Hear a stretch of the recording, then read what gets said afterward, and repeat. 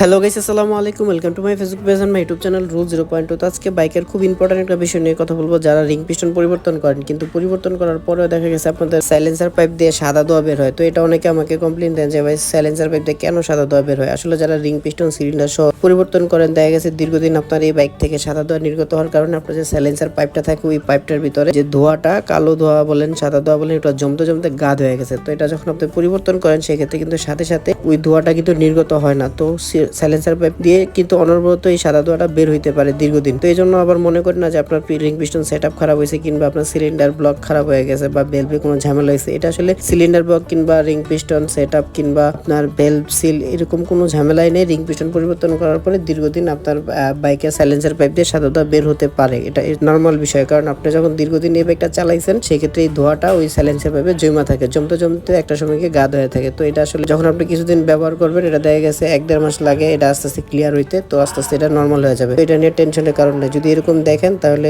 অনেকেই চিন্তা ভাবনা করেন কিংবা টেনশন করেন যে আসলে আবার কোনো ঝামেলা হইলো কিনা। এতে কোনো ঝামেলা নাই, এটা আস্তে আস্তে নর্মাল হয়ে যাবে।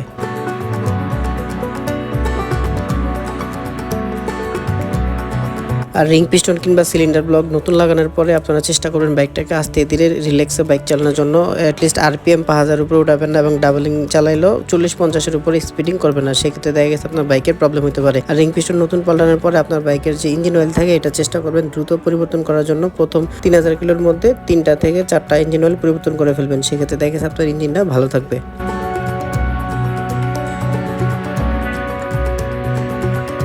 আবার অনেকে প্রশ্ন করে থাকেন যে ভাই রিং পিস্টন পরিবর্তন করার সময় সিলিন্ডার ব্লক কেন পরিবর্তন করতে হয়। আসলে আপনার দীর্ঘদিন এই রিং পিস্টনটা সিলিন্ডার ব্লকের ভিতরে যে আপ ডাউন হয়েছে, তার কারণে কিন্তু সিলিন্ডার ব্লকটা খাওয়া থাকে। তো খাওয়া থাকলে ঠিক আছে, এই জায়গায় যদি আপনি রিং পিস্টন নতুন করে সেট আপ করেন, সেটা প্রাথমিক সময়ের জন্য হলে কিছুদিন ভালো থাকবে, তারপরে কিন্তু এটা পুনরায় আগের মতো হয়ে যাবে। তো এই বিষয়টা খেয়াল রাখবেন। যখন পরিবর্তন করবেন, টাকা বেশি গেলেও চেষ্টা করবেন পুরো সেট আপটা পরিবর্তন করার জন্য, তাহলে আপনার বাইকে আর কোনো সমস্যা হবে না।